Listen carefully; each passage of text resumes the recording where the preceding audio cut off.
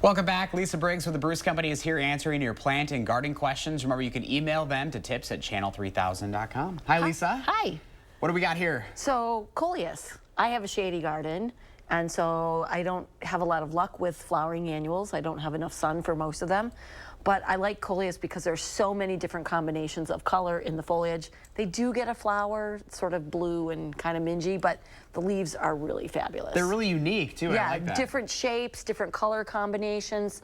Some are really cut, some are big. They have little, like weird little edging on them. So they're really fun and super useful for a shady garden. Yeah, you can change it up a little bit. Yeah. All right, we got a lot of questions to get to, so we're going to start with Dorothy. Dorothy says she has tree roots raising pavers on her patio. Will shaving the tree roots damage the tree? It is a maple tree about 20 years old. It will damage the tree, Dorothy. Now, of course, maples aren't as sensitive to that kind of thing as like maybe an oak would be, but that is a problem with maples. They are an upland species. They have very surface roots, and so you see it a lot of times. They'll be popping up through your lawn. There's really not a way to combat it.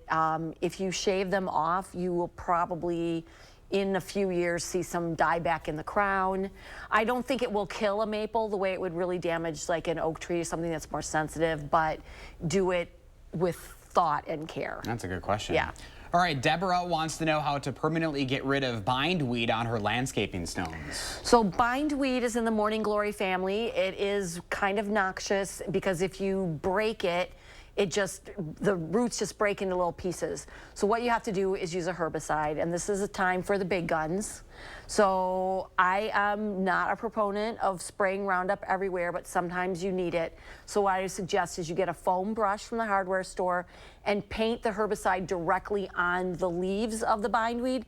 That way you can control where it goes and you can get it concentrated on exactly where you want it.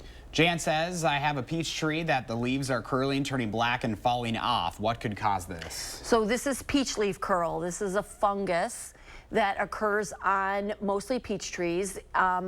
It's too late to do anything about it. What you want to do is treat it with a horticultural oil during dormancy, or spray it with a fungicide before the leaves start to break from the buds.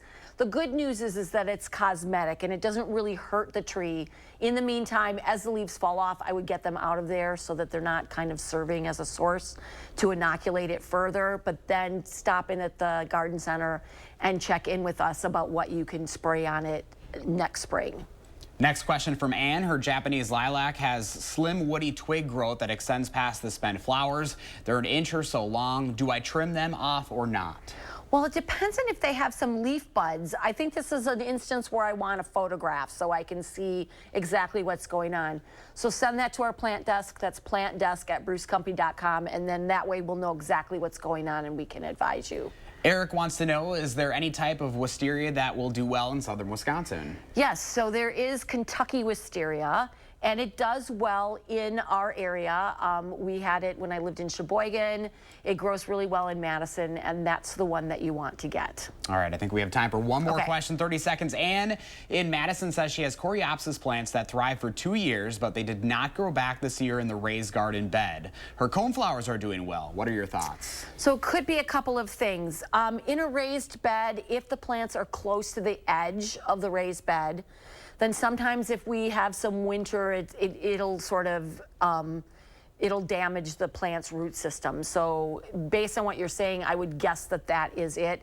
Also, coreopsis are not as, depending on which ones you have, some of them are not as tough and hardy and easy to deal with as coneflowers. So if you're going to replace them, I'd maybe pick something that's a little less sensitive. Good questions today, Yeah, Lisa. they Thank were. you, as always.